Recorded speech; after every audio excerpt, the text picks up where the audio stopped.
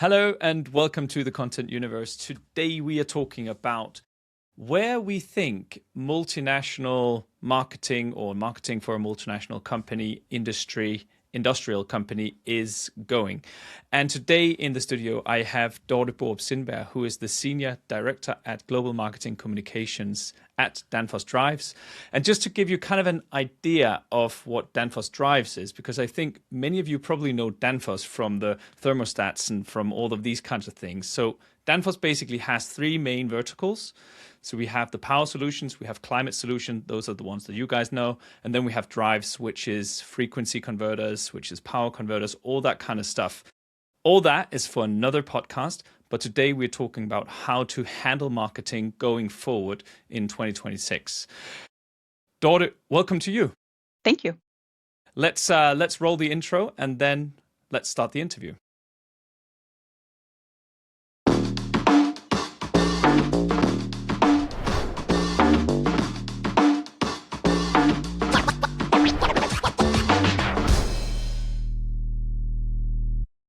Again, Dorthe, welcome. And I think it will be very interesting to just start out by asking you, in your opinion, in your experience, in your view, where is marketing moving right now? Yeah.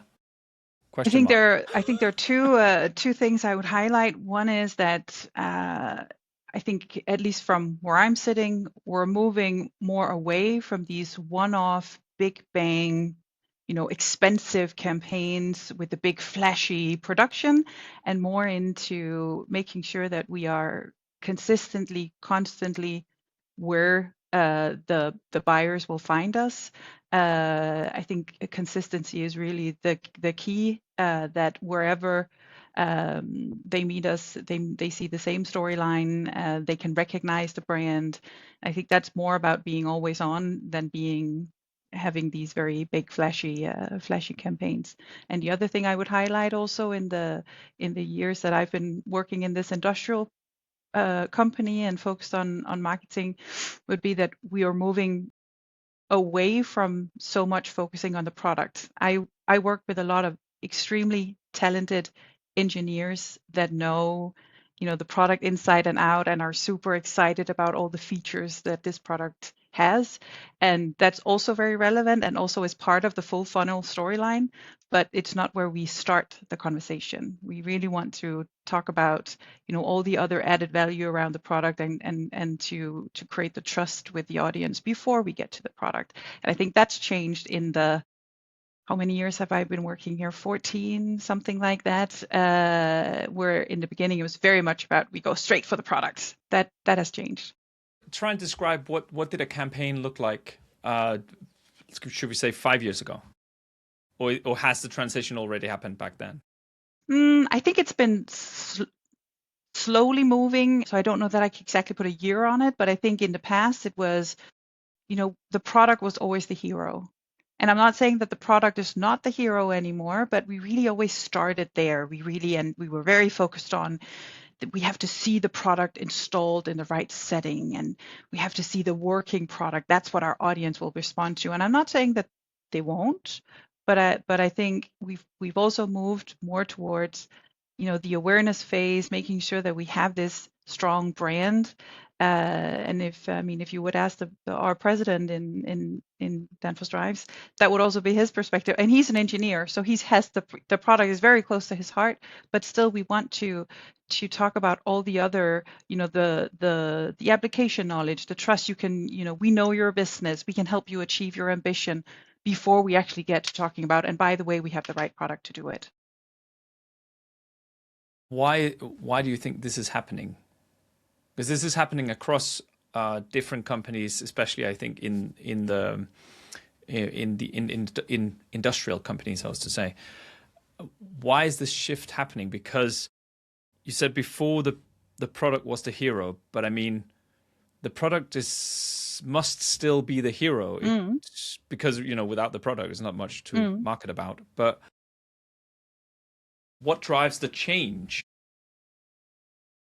I think it's all connected to this. I think in every aspect, whether we're in industrial company or where we are right now, there's so much focus and need for this human touch, the authenticity. I want to trust you as a person.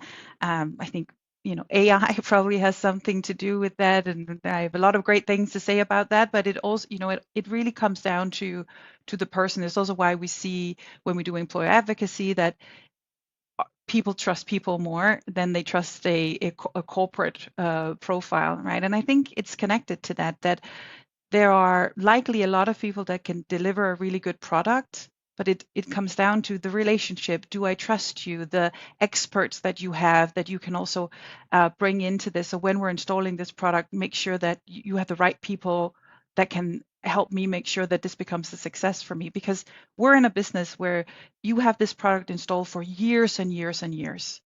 It doesn't change over time, over many years. It can sit there for 20, 30 years. So when you're ready to make a change, you want to be sure that it's the right, the right product. And here it really comes down to the people and trusting them. So I think that's why we're seeing that change, that it's more about that. And I think maybe also when you have a brand like the Danfoss brand, where a lot of people are already associated with quality. So I don't think people really doubt that the product can do the job, but we want to make sure that you then have the right expertise, support really to convert when you're ready. Is it basically keeping people focused on quality rather than having them look towards price? Is that the trick here?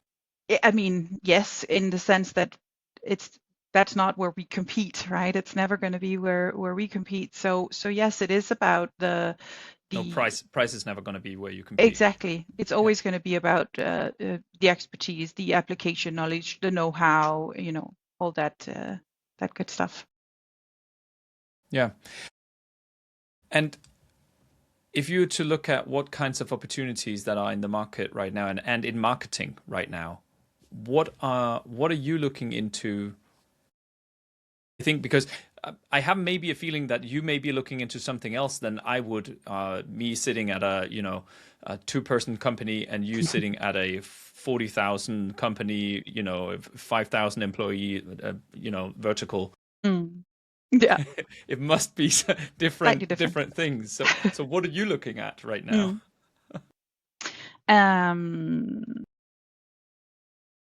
I think this balance between, because there's always a lot of pressure on marketing, whether you are in a small company or in a large company, that it's about converting to and generating leads and all of that.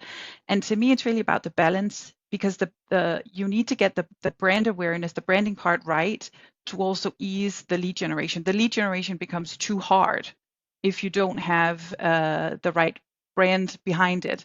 So that balance is very important, and sometimes that can be an interesting conversation, right? Because there is still a lot of pressure to create the results really quickly and make sure that that's visible. But I usually refer to MarCom in our B2B industrial space as the long game. It's not something that we're not gonna do a campaign and then we can come to sales 2 weeks later and say, here you go. This is what we created. It really takes a long time, but to have this balance between the lead gen and the branding, I think, is key. And then again, I mean, the consistency part, it can sound a little boring in the sense that, I mean, I know it's more fun to do a super cool, very expensive video production and go, do this big bang. And it's not that we don't do any of that, but it's actually more about this consistent storytelling, being consistently visible across the different channels. And I think that is a mindset change, both for us as marketeers, because it's fun to do the big flashy stuff, but actually also for our stakeholders, that in the past it would be coming to them and getting them excited about you have this great product, this is how we're going to put that as the hero in this awesome video or whatever it is. And now we're more talking about always on and data and looking how does it actually connect with the audience and how can we see that they're moving through the full funnel. It's less sexy, if you will, And I think that has really been it is still a journey that we're on, both for our own team, but definitely also for the people we're talking to within the company. Why is this so hard to do I call it the rye bread, Yeah, that just the ongoing every day. yeah. Why is that so hard? Because I find the same thing. I find the same thing true for my company, but that's also what my company basically delivers for our clients, and the reason why we can deliver it because they think it's hard, Mm. and I think it's hard for myself as well. But in your experience, why is that so hard? I think a lot of it comes down to there's a lot of pride around your brand, right? And there should be internally. I work for a company where we have a lot of colleagues that have been working here for 20, 30, 40 years. So they're extremely proud. And they are, when you're a product manager and you've just developed a new product or been part of a team that's developed a new product, it feels like this is, the best thing that has ever come out since sliced bread. So we want to make everything, we want to do this whole big bang around it because it's awesome. We want to talk about the little teeny tiny details that make this great. And it's very hard sometimes to make these very passionate, talented engineers understand that we might get to that point in the conversation, but that's not where we start. And I genuinely think it's because of that they're so proud. And we see it also now that obviously we have a lot of products, right? And we can't focus on all of them. So why are you not focusing on this part? Why instead of that part? And that also is because there's this pride around what we do. And then I think it is about, we all get very excited when we see something that's big and flashy. And I think that it's human nature when you work for a company that you're proud of. When I see the Danfoss logo somewhere, I also react. I'm like, oh, hey, here's our logo. And I think maybe that's why it's become, that conversation can sometimes be hard. How do you, when you have all of these different products, how do you prioritize which ones to focus on when? That's all about the business strategy, right? Where is it that we want to grow the business? And if we are, bringing a new product to market, or we're converting from a legacy product to a new product, then obviously the focus goes to the new product. So Obviously, yeah. so that leans into the business strategy in the what we call the divisions, and they give us the direction for where we believe the growth is going to come from. And I can't but wonder, when I sit and listen to and also try myself working with, of course, AI production of different kinds of content, this limitation that we're used to, where you'd have, a copywriter work 8 hours per day, you can manage so and so much. Now we may not, at least not in the same sense, we may not have the same restrictions on time.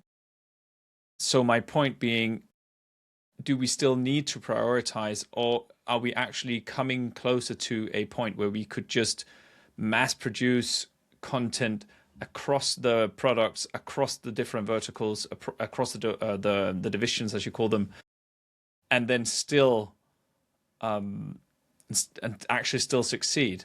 Or do we still need to prioritize, you think? I mean, if I played with the idea that I have had a limitless budget and I could do, because one thing is producing the content, right? Then it's also getting it out there in front of the audience and doing the right activation behind it. But if I had a limitless budget, would I do it? I don't think so, because I think the prioritization is still what makes our storyline strong. And I think, yes, AI can help us be more, we can create more, we can be faster, we can free up more time for some of the tasks that require a more strategic mindset. But if we don't have a clear strategy, I don't think that part is going to help us be stronger. I think we're just gonna scale a weak strategy, if you will. It's just gonna it yes, there will be more, but I don't think it will be better. I think the prioritization is absolutely still key, and it might even be, a bigger challenge now, because there will be voices that don't necessarily, that are not the marketing experts that will ask us that within the companies, right? Can't you just AI your way out of and create more content? And can't we that? That's a question we get a lot, right? But if it was that simple, we wouldn't need the the team around it. One of the things I find quite interesting is also, would you be flooding your channels Yeah. with AI slob, basically? And how many posts per day are too many posts? I know that many companies, they say one per day, and I don't really believe that myself. I believe that you can have a post per time zone you sell in, basically. So that can be 12 per day, or maybe even more. And just when I look at the biggest creators out there, they post out every hour of the day.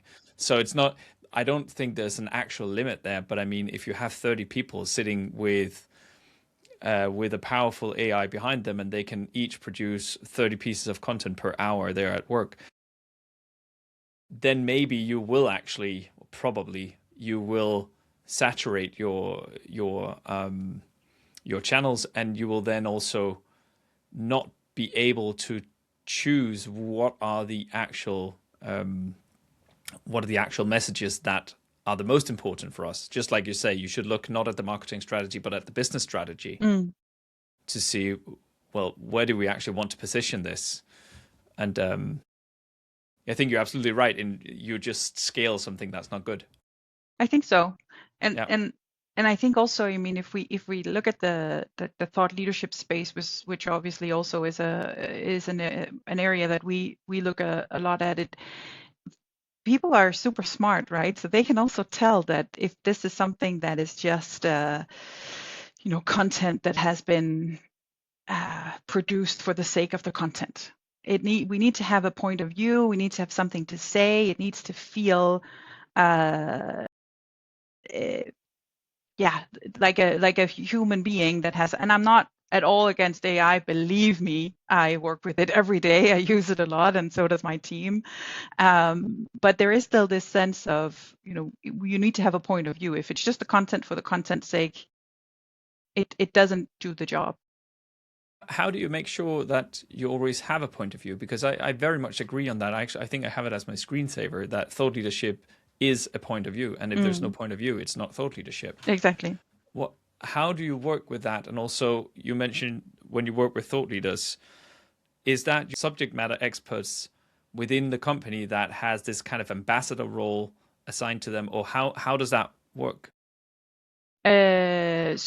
Yes, we have subject matter experts, and they will then be the ones that speak to. So, let's take an example: energy efficiency or water scarcity, or some of these topics. Here we have experts that speak to that topic, and you need to find those voices where you have a balance between they have an expertise within the area, but they also have a personality that they bring with, right? That they're genuinely excited about. They're not saying this because this is what pays their salary. They're saying it because they're really passionate about it. I think that's where the point of view comes in. And we as a company have very strong perspectives on sustainability and energy efficiency and these topics. And that is, we live that every day. And I think that also comes out, I hope, in our communication, that you can see that is actually a true value in the company. And I think you need to feel that it's real, because if it feels too corporate, people will scroll past it. Are you producing the content on behalf of your subject matter experts? We do a mix, actually. Okay. Some prefer that we create some sort of draft, and then they put their own perspective on it. Others are more self-driven and do their own.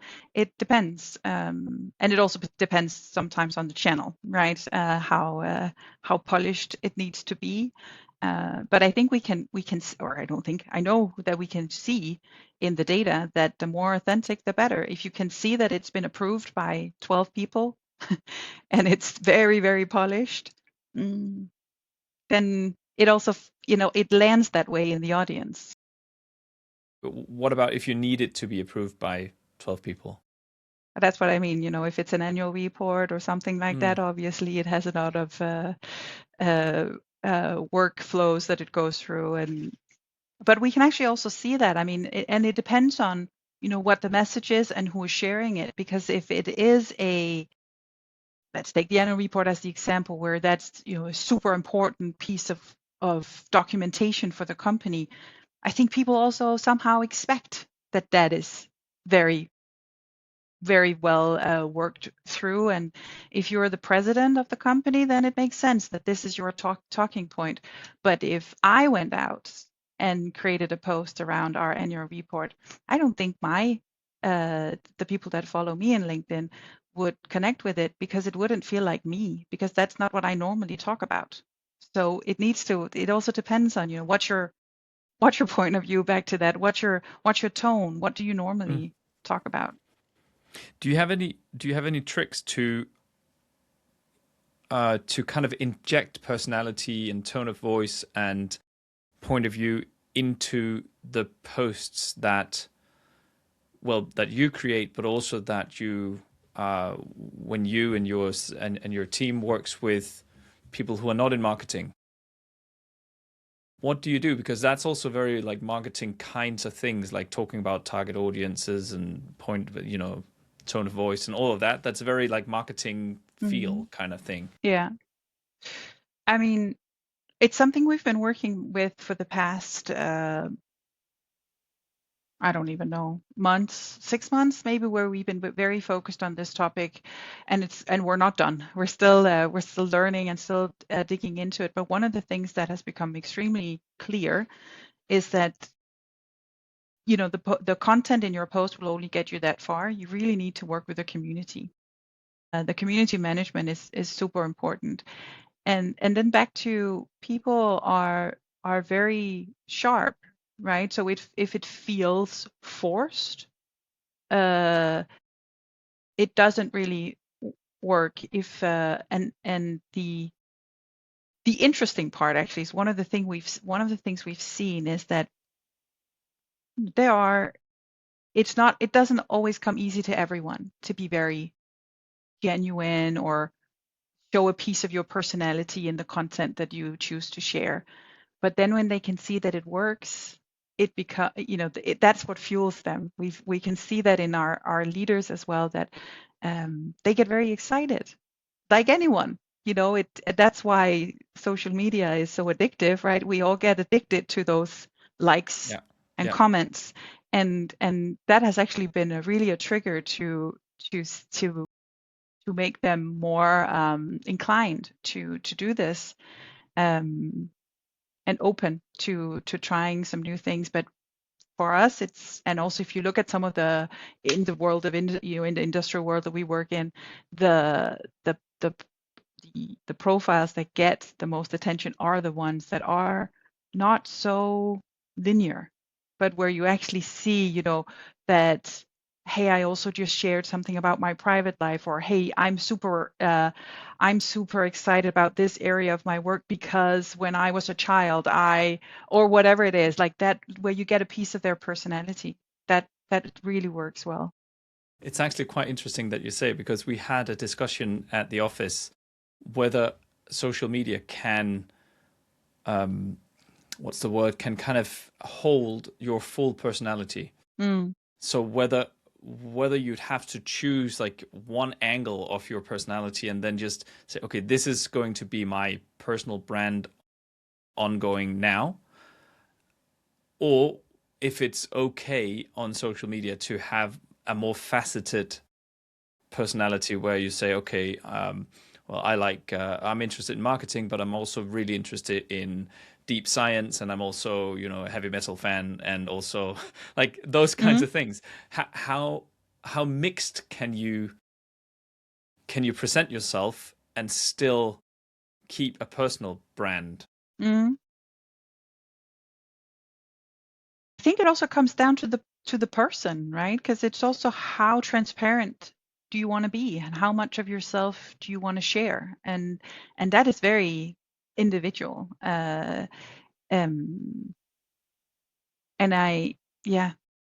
for me, there's something about, I would prefer that if you read a post from me and you meet me in real life, that you could connect it to, that it feels like something I wrote, or and that that personality also translate out into the real world. I think as long as that's the case, and it's not, I think we all sometimes get a little bit tired of those posts. I just ran a marathon and this is how it relates to my leadership in those. That can sometimes become a bit, Solo focus. Yes, Ignore everyone else. exactly. That's your leadership. Good. So I'm not so good at those, but if you can do it in a genuine way, then I think it works well. Yeah.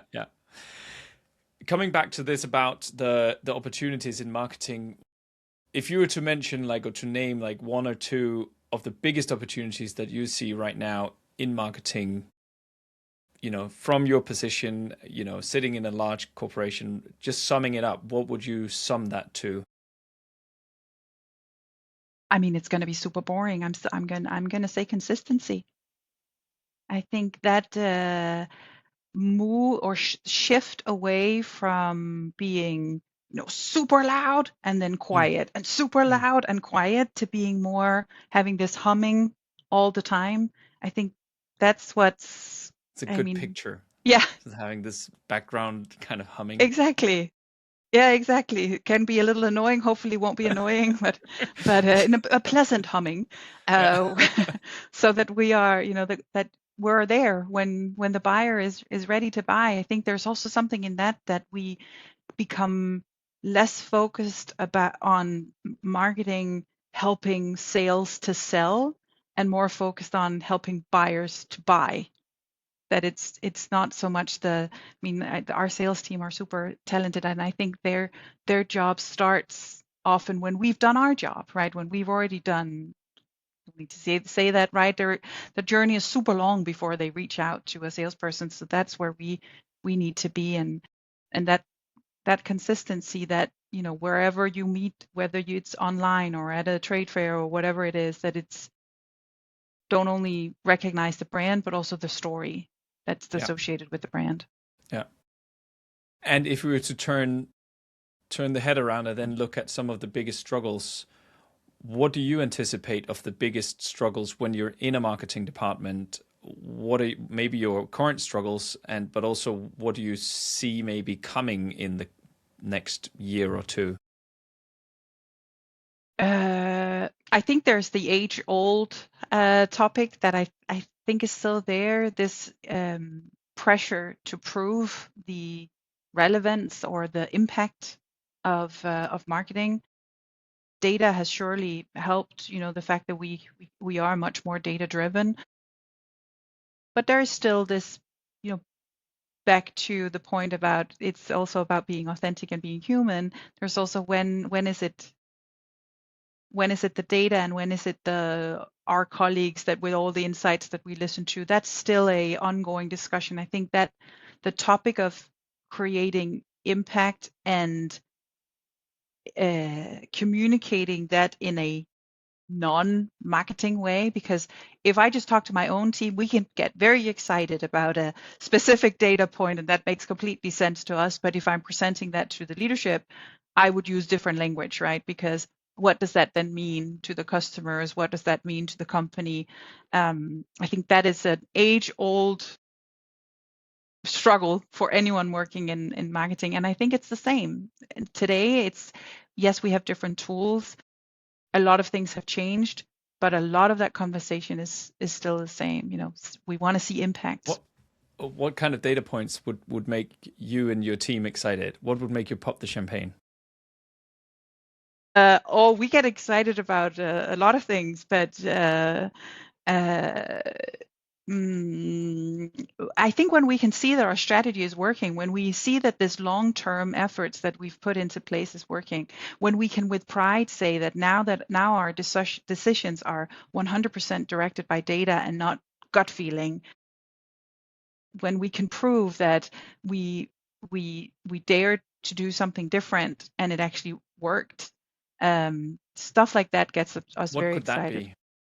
If we try a different tactic in our activation, if we now we've just been trying thought leadership ads, or we've tried to take people in our teams, our experts, and highlight them in an activation, and we can see that really works. That gets us very excited.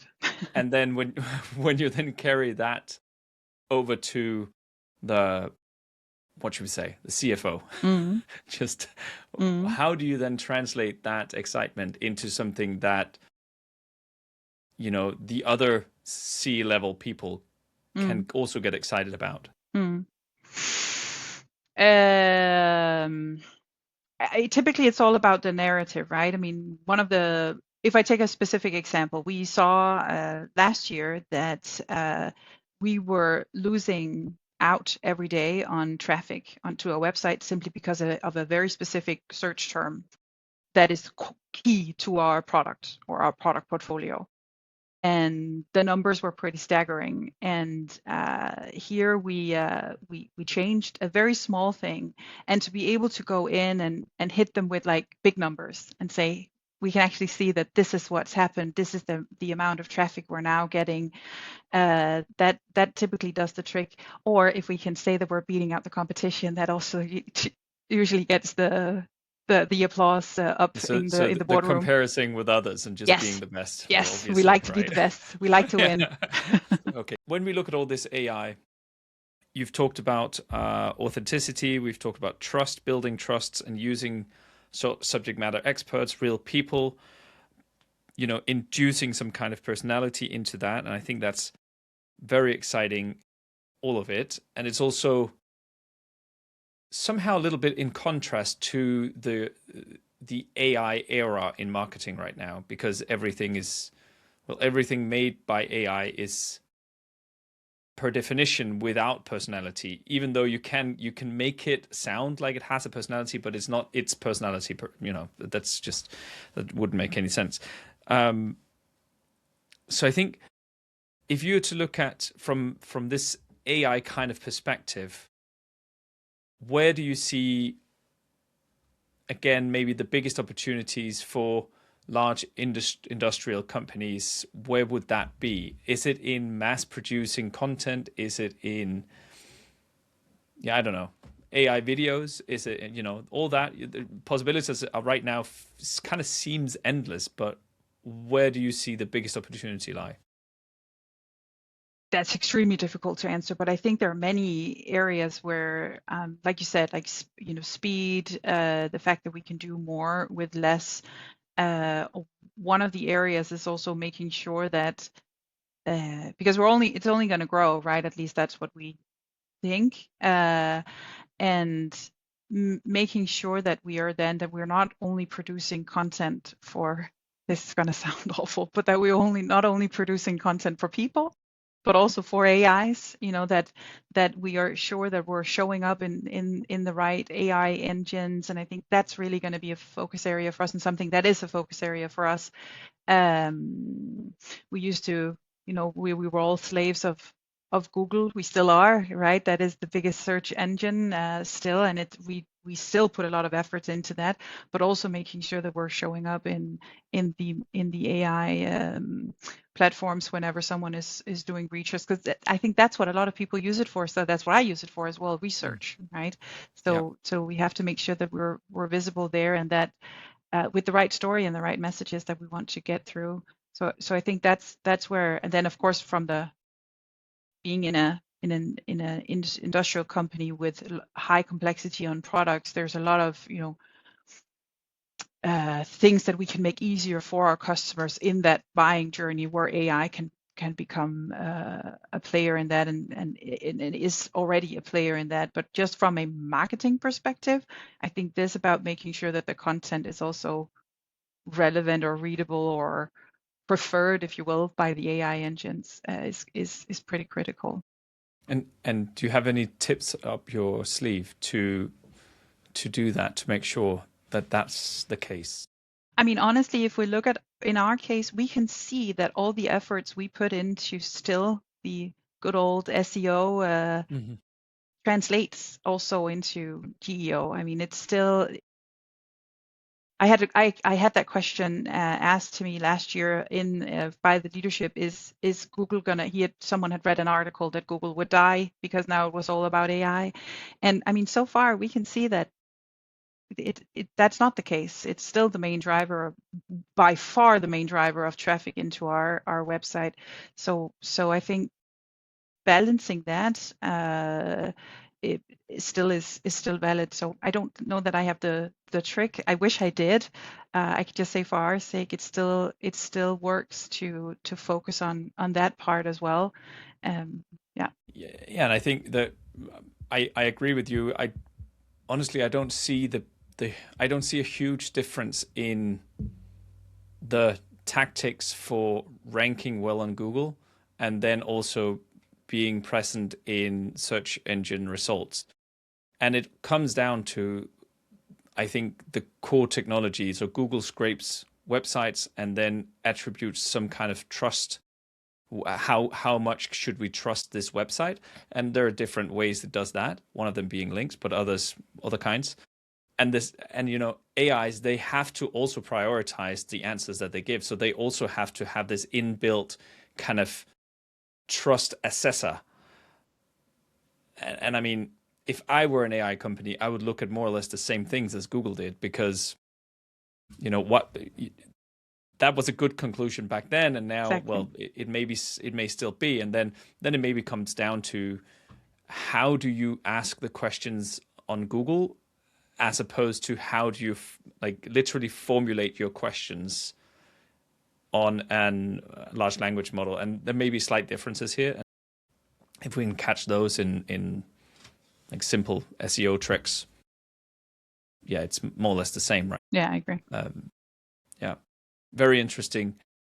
Dorthe Borup Sindberg, thank you so much for joining the Content Universe today. It was a real pleasure talking to you. And I think one of the biggest takeaways from me is to, yes, use AI, but make sure to inject this personality into it. And right now, as I see it, I'm not skilled enough, at least personally, to inject that personality without putting my human eyes on it. I can't prompt my way out of it right now, at least. Who knows? Maybe in 6 months we can, but I can't do it right now. Yeah, thank you so much for coming up with that very good point. And yeah, thank you so much for joining. Thank you for having me. And of course, to the listeners out there, thank you again also for joining this conversation. If you found it interesting, I'm sure that you know people who would also find it interesting. So please do share it with a friend or a colleague or whoever you think would be relevant. You can also, of course, hit us up at podcast@montanus.co. That was podcast@montanus.co, where you can basically send me personally an email if you have any topics or any questions that you think would be good for the show. I think all I have left to say is see you on another planet in the content universe.